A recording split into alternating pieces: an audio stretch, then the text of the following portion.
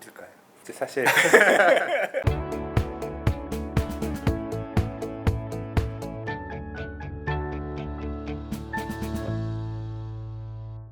안녕하세요. 부동산 114의 임병철 연구원입니다. 일몰제와 분양가 상한제 확대로 재개발 구역이나 재건축 사업 추진단지가 줄어들 것으로 예상이 되면서 그에 따른 기대 가치도 좀 높아지고 있는 상황입니다. 이번 시간에는 부동산 강영훈 대표와 함께 수도권에서 눈여겨볼 만한 재개발 구역들을 한번 살펴보도록 하겠습니다. 강 대표님 안녕하세요. 안녕하세요. 오랜만입니다. 네. 본격적인 질문을 좀 드리겠습니다. 그 분양가 상한제 확대 발표가 지난 8월 12일 날 발표가 됐잖아요. 네. 그 이후에 수도권 그 재개발 시장 분위기는 좀 어때요?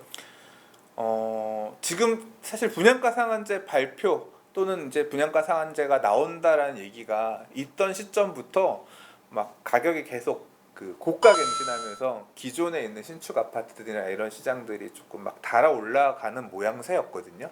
모양새였는데 지금 방송을 녹화하는 9월 즈음에 보면 약간 살짝 한풀 꺾인 느낌은 납니다. 전체적으로. 그러니까 그러니까 매수자들이 지금 막 쫓아가면서 이 금액 사야지 이렇게 달려가기보다는 관심은 있는데 가격 안 꺾였어요? 이렇게 물어보면서 약간 소강 상태 가고 있는 모습인 것 같아요. 이런 흐름이 전체적으로 조금 다 영향을 끼치면서 약간 좀 쉬어가는 분위기가 연출되고 있는 것 같습니다. 지금 자체는. 네. 근데 그 외에 이게 모든 지역이 다 그렇다라고는 할 수 없고요. 왜냐하면 재개발, 재건축과 같은 정비 사업은 어쨌거나 사업이 진행되잖아요. 이주를 하고 분양을 하고 하면 그 지역마다 이슈들이 발생하죠. 그래서 뭐 예를 들자면 얼마 전에 의정부 2구역, 의정부 중앙 2구역이 분양을 했어요. 그러면서 이제 지역에서 붐업이 됐거든요. 그러면서 이제 그 옆에 있는 뭐 중앙 3구역이나 이런 데들도 바람이 불면서 거래들이 되고 이런 부분들이 연출됐어요. 그런 국지적인 흐름들은 지역마다 다 조금씩 있거든요. 그래서 지역에 따라서 전체적으로 막 뜨겁게 달아오르는 모양새는 아닌 것 같지만 그러나 지역에 따라서 거래들은 속속 되고 있다. 근데 그렇게 화랑인 상황은 아닌 것 같다. 그렇게 요약이 됩니다. 그러면 이제 분양가 상한제 확대 영향이 전혀 없는 것은 아니다고 아니고 생각이 이제 됩니다. 호재가 있는 지역이나 네. 저 청약 성적이 좋았던 주변 재개발 구역은 예. 그래도 나름대로 움직임이 있다. 예, 그렇게 생각이 됩니다. 요약을 할 수 예. 있겠네요. 네. 많은 분들이 또 이제 재개발 사업 기간에 대해서도 얼마나 걸리나 이거 궁금해하실 텐데 평균 대략적으로 좀 얼마나 소요가 되나요? 그거는 오히려 답변을 좀 해주시면 좋겠어요. 저는 사실 경험적으로 겪은 얘기들 몇몇 구역에 대한 사례를 얘기하니까 답 안 나오는 얘기밖에 못해요. 그래서 평균 데이터는 주시고 제 사례는 말씀드릴게요. 이 뭐 질문은 제가 미리 드렸었던 거고 네. 저희 부동산 114가 몇 해 전에 이 서울 지역의 재개발 사업 기간을 한번 조사를 해봤었거든요. 말씀하신 것처럼 재개발 사업은 한 평균 11년 정도 걸리는 것으로 조사가 됐고요. 사업 단계별로 조금 더 쪼개서 살펴보면 재개발 사업은 크게 정비구역 지정과 사업 시행 인가 그리고 관리처분 인가 착공, 준공 등 5개 단계로 나눌 수가 있는데요. 뭐 단계별로 소요되는 시간을 좀 보면은 정비구역 지정에서 사업 시행 인가까지가 한 2.8년 그리고 이제 사업 관리 처분 사업 시행 인가에서 관리 처분 인가까지가 2.4년 그리고 이제 관리 처분 인가에서 착공 단계까지가 1.9년 착공에서 마지막 단계인 준공까지가 가장 긴데 한 3.6년 걸려서 평균 한 11년 정도가 소요된다고 조사가 됐습니다. 네. 근데 제가 왜 할 말이 없냐면 제가 2008년에 정비구역 지정 받은 재개발 구역의 주택을 조합 설립 인가가 앞두고 있다라고 얘기하는 2010년 상반기 초에 샀거든요. 예. 근데 지금 2019년이잖아요. 네. 그러니까 거의 10년이 됐어요. 근데 아직 관리 처분 인가 안 났어요. 그러니까 11년 이미 조합 설립 인가 단계 구역 지정 2008년이니까 그 11년이 넘은 상태인데 아직 착공도 못 하고 이주도 못 하고 있는 상태거든요. 그 2008년에 정비구역 지정을 받기 위해서 그 동네의 재개발 사업 추진은 2004년 이전부터 했거든요. 실제로는 20년이 됐는데 아직 지금 준공도 못해요. 그럼 이런 사업장이 많냐 적으냐? 많아요. 그러니까 이 왜 그럼 이렇게 사업이 늦어지는 일이 발생했냐? 이게 금융위기가 오면서 결국 이 정비 사업의 핵심은 일반 분양을 비싸게 많이 해서 남는 수익 가지고 조합원들이 그걸 나눠서 좀 추가 부담금을 줄여가면서 아파트를 새로 받는 사업이에요. 결국 얼마나 비싸게 많이 파느냐가 사업 성패 핵심이에요. 근데 금융위기가 오고 아파트를 비싸게 팔아야 되는데 우리 가치는 원가 수준으로밖에 안 팔려. 또는 그거보다 싸게 팔아야 되는 상황이 생기면 할 필요가 없는 거예요. 그리고 그런 선행해서 사업했던 사업장들이 망하는 사례가 보면 이거 재개발해서 망하는 거 보이네. 우리 하지마 이런 분위기가 만들어지면서 다음 단계로 진행이 안 되고 정체되는 시간을 겪게 되거든요.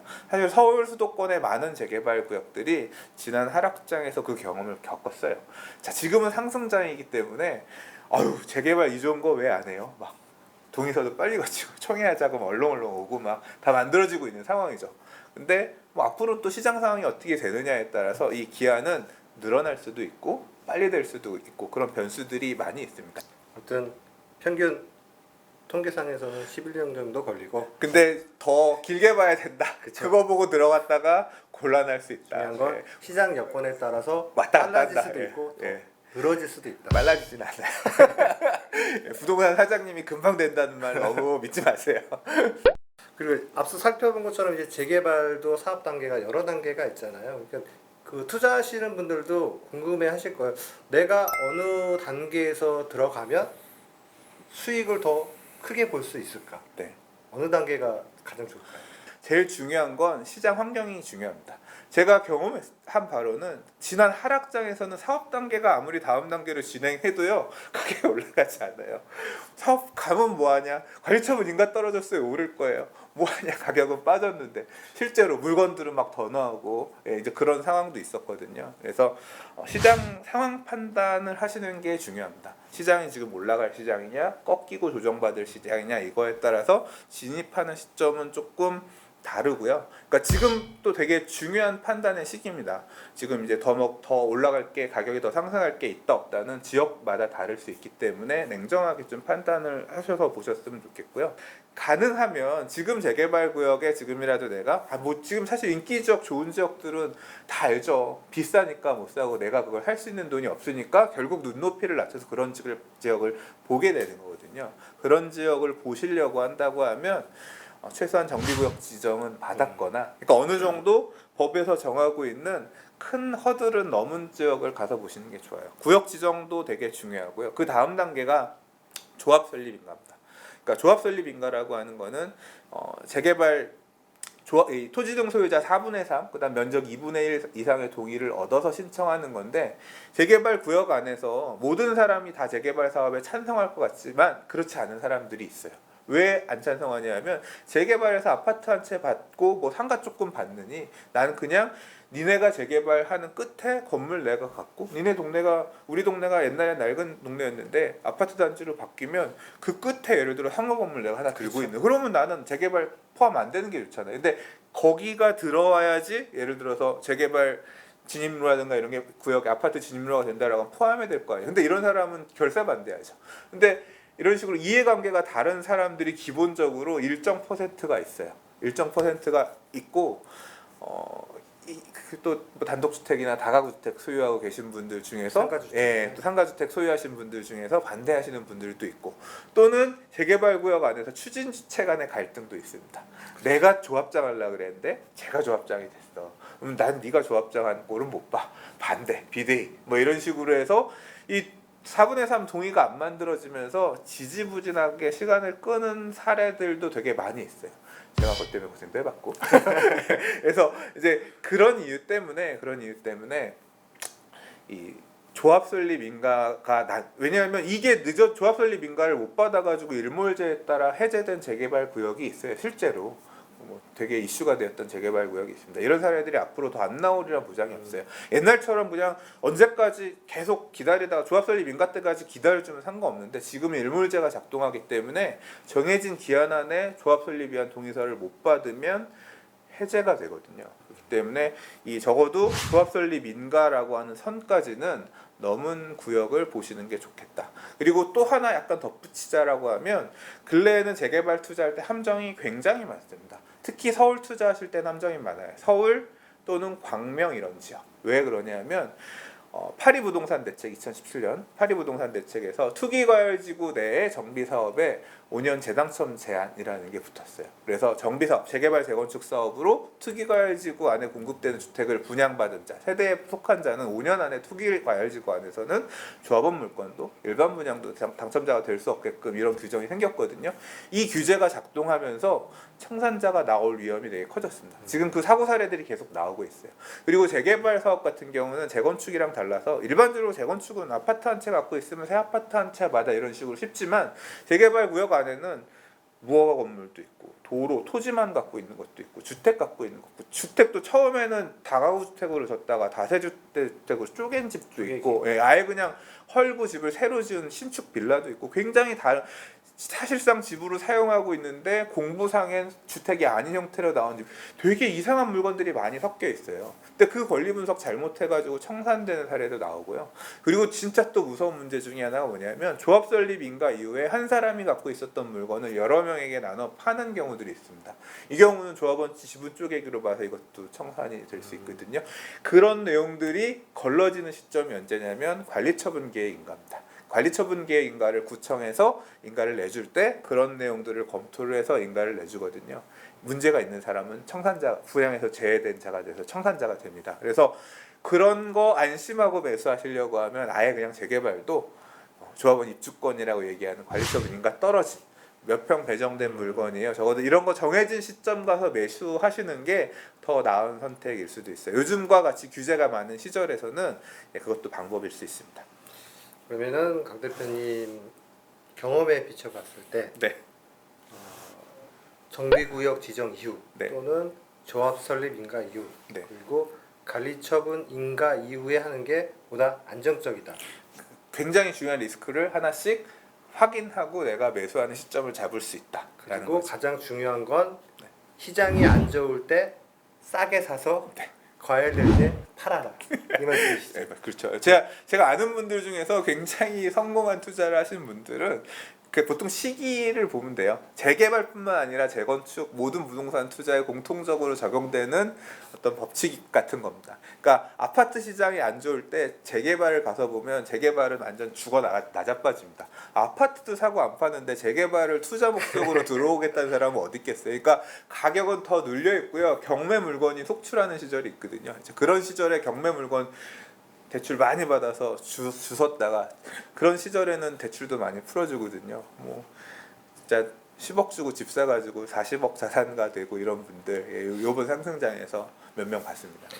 또 질문 하나 좀 드릴게요. 그러니까 지금까지 이제 재개발 관련해서 여러 가지 좀 질문을 드렸었는데 지금 영상 시청하시는 많은 분들께서 아마 가장 궁금해하시는 내용이 아닐까 싶어요. 부동산 강영훈 대표가 추천하는 수도권 유망 재개발 구역은 어딜까요? 사실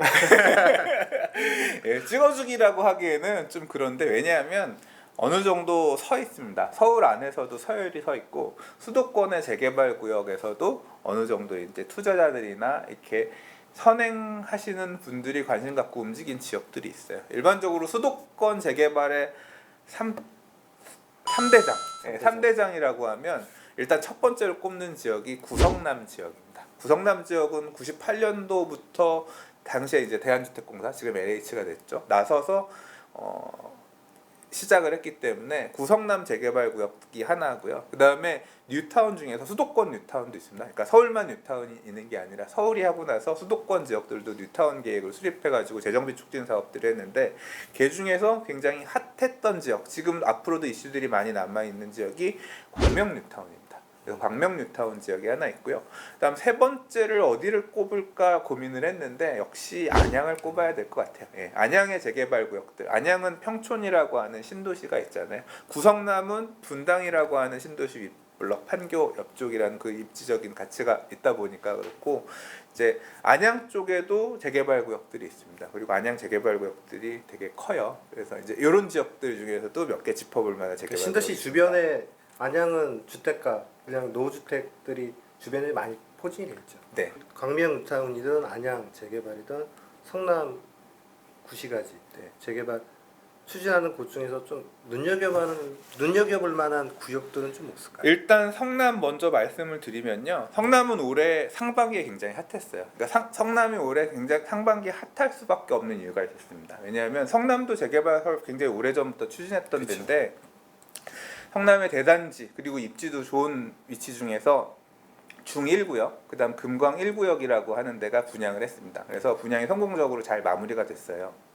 그리고 또 무슨 이슈가 있었냐면 2030 도시주거환경 정비 기본계획을 성남시가 올 상반기에 수립을 했거든요. 그러면서 뭘 했냐면 2030년까지 추진할 재개발구역 5개를 추가 지정했습니다. 과거에도 있었던 지역인데 다시 이제 일종의 재신임이 된 거예요. 그 지역들 중에 굉장히 좋은 입지의 재개발 구역이 있어요. 예를 들자면 수진 1구역이나 신흥 1구역 같은 곳이 이제 재개발 구역으로 다시 지정이 되면서 여기가 본격적으로 갈 수 있대. 이제 이런 어떤 시장에 어떻게 알았는지 모르겠지만 그러면서 이제 투자자들도 많이 움직였고 그러면서 한번 붐업이 됐어요. 2개의 단지가 분양을 하기도 했지만 앞으로 분양을 할 단지도 있습니다. 신흥 2구역이라고 해서 이제 신흥 2구역도 굉장히 단지가 큰데 신흥 2구역 같은 경우 4,774가구고요. 지금 철거하고 있고요. 분양 앞두고 있거든요. 아마 올해는 안 나올 것 같고 내년 상반기 정도 나올 것 같은데 거의 5천 가구 육박하네요.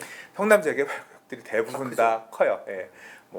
사실 3,000세대 미만은 작은 편에 속하고 다 큽니다. 그래서 여기가 GS랑 대우에서 시공하는데 여기가 이제 분양할 예정이고 그 바로 옆에 보면 산성구역이라고 여기도 지금 이제 사업 시행 인가 받고 분양 신청하고 있거든요. 여기는 GS, 대우, SK 3개가 시공사인데 3,372세대 정도 됩니다. 분양 신청 받고 그 다음에 이제 관리처분 계획 수립하고 이주하는 거니까 여기도 막바지로 가고 있는 단지예요. 그래서 산성구역도 사실 되게 이 성남 재개발 중에 몸값이 비싼 편이에요. 그래서 요 2개의 단지들, 그러니까 사업이 막바지에 가고 있는 곳들은 이 2가지 정도 보시면 되겠고요. 초기 단계는 수진일이나 신흥일 같은 거 보면 될 것 같고요. 그 다음 살펴볼 만한 곳이 이제 광명 뉴타운인데 광명 뉴타운 지금 분양이 끝난 데가 하나밖에 없어요. 16알구역이 재작년 12월달에 분양을 했어요. 네. 그리고 이제 올해 아마 말에 어쩌면 15알구역이 분양이 나올 것 같고 그리고 작년 말 올해에서 광명 2알 구역이 이주를 했습니다. 이주하면서 좀 이슈가 있었어요. 요새 작년에 투기가일주가 지정이 됐거든요. 그쵸. 예, 그러면서 이제 대출들이 되게 막히기 시작하면서 이주비 지급 이런 거에 문제가 생긴 조합원들이 많이 생기면서 가격들이 되게 출렁했습니다. 많게는 1억까지 빠졌어요. 물건 광명 이 뉴타운의 물건들 같은 경우에 그러다 이제 다시 회복을 했는데, 그러니까 투기가열지고 이주하면 투자자들 사이에서 이주비 수령하는 문제 때문에 문제가 생기는 투자자들이 물건들이 나올 가능성이 있다가 하나의 포인트인데, 자 이제 올 가을 겨울에 광명 4알, 5알, 1알 구역 3개, 그냥 광명 1, 4, 5구역이 동시에 아마 비슷하게 이주를 할 것 같아요. 그럼 이제 얘네들이 동시에 나오는 물량이 적지 않아요. 이제 이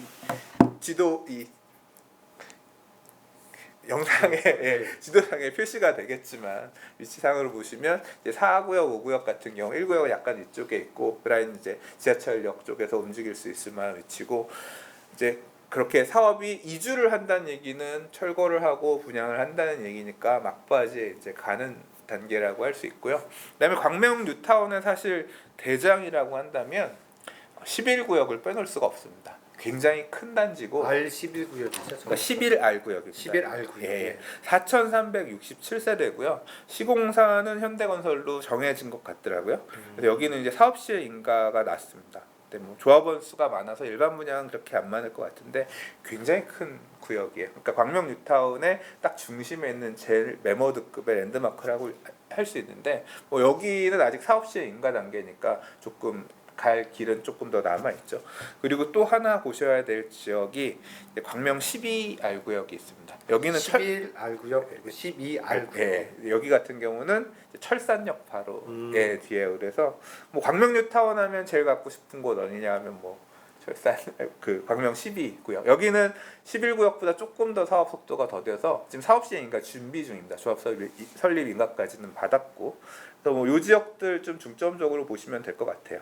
안양 같은 경우는 안양도 재개발 구역들이 전체적으로 되게 큰 편입니다. 평촌이 이 공통적으로 보면 구성남도 그렇지만 네. 뭐 지금 광명 같은 경우도 그렇고 기존에 이제 재건축 이슈가 있거나 신도시가 들어가서 30년 이렇게 되면서 집들이 어느 정도 낡아서 주변에 새 집들 뭐 우리 내 집도 살기 너무 좋긴 한데 신도시 인프라 워낙 잘 갖춰져 있고 살기 좋고 뭐 학군 잘 갖춰져 있고 학원가 잘 갖춰져 있고 좋죠. 근데 집이 너무 낡아서 수리해서 살기보다는 좀 동네에서 가까운 곳에 새 아파트 생기면 좀 이사 가고 싶은데 이런 수요들이 있어요. 그래서 평촌 주변으로는 의왕이나 안양의 재개발 구역들이 그런 어떤 역할들을 좀 해주는 편이거든요. 특히 안양 같은 경우는 외지 투자 수요도 있지만 평촌에 있는 분들이 우리 동네 인근에 맨날 보던 곳인데 저희 재개발된다고 새 아파트 된다고 그러면 뭐 하나 뭐 이런 수요들이 어느 정도 가세 이렇게 수요를 가세하는 그런 부분이 있는 편인 거죠. 근데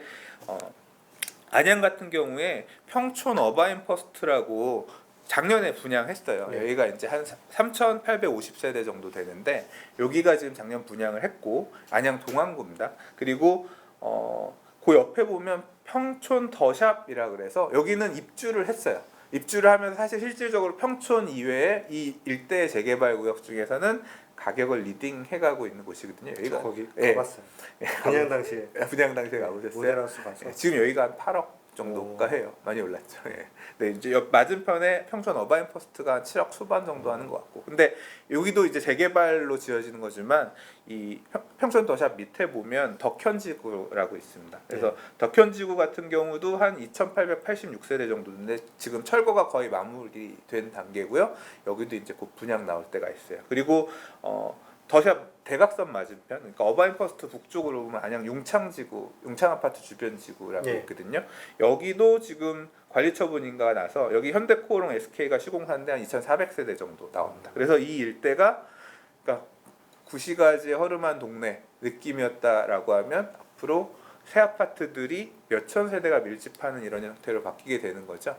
그래서 요 평촌의 남동 쪽에 안양역 가는 이쪽 라인으로는 재개발 구역들 좀 볼만하고요. 그다음에 평촌의 북동 쪽으로 보면 비산초교 주변 지구라고 있습니다. 여기도 그러니까 그 안양 운동장 서쪽 편에 위치하고 있는데 여기 대우현대 GS가 시공사인데 여기가 2,600세대 정도 됩니다. 여기도 관리처분 계획인가 거의 이제 앞두고 있는 상황이라서 여기도 안양 재개발 구역 중에서는 주목해 볼 만한 그런 지역입니다.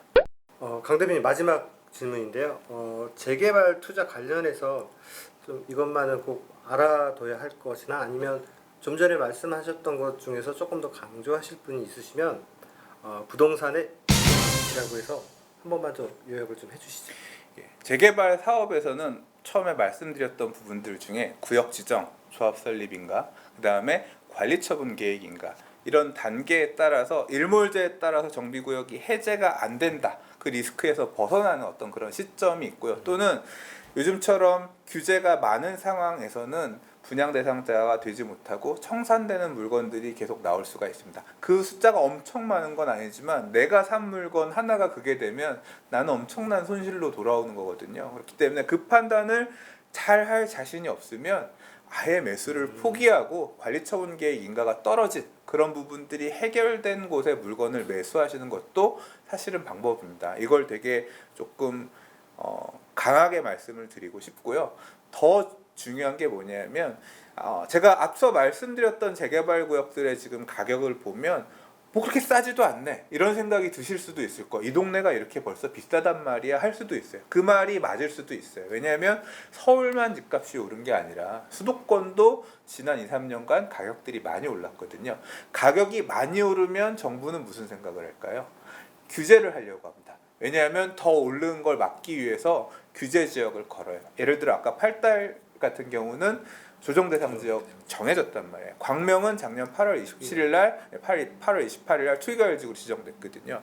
그래서 과열이 되면 규제 지역, 규제가 들어갑니다. 근데 재개발 구역은 투기과열지구가 지정이 되면 많은 게 바뀝니다. 재당첨 금지가 적용이 되고 앞으로는 조합원지 양도 금지 규정도 관리처분계획 인가에 적용이 되면서 사고 팔고 못하는 구역들이 앞으로는 발생할 거예요.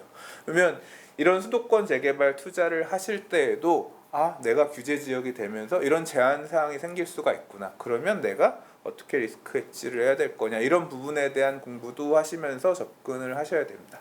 그러니까 부동산 가격이 상승할수록 규제는 따라오게 되고요. 규제에 따라서 재산권 침해가 발생하거나 청산되는 사례들이 많이 나올 수가 있기 때문에 이런 부분에 대한 준비 대비도 미리미리 하셔서 성공적인 재개발 투자가 되시길 바라겠습니다. 네, 지금까지 부동산 강영훈 대표와 재개발 투자 관련돼서 좀 몇 가지 사항을 짚어봤는데요. 다음 시간에도 더 유익하고 알찬 내용으로 다시 찾아뵙도록 하겠습니다. 감사합니다. 부동산 114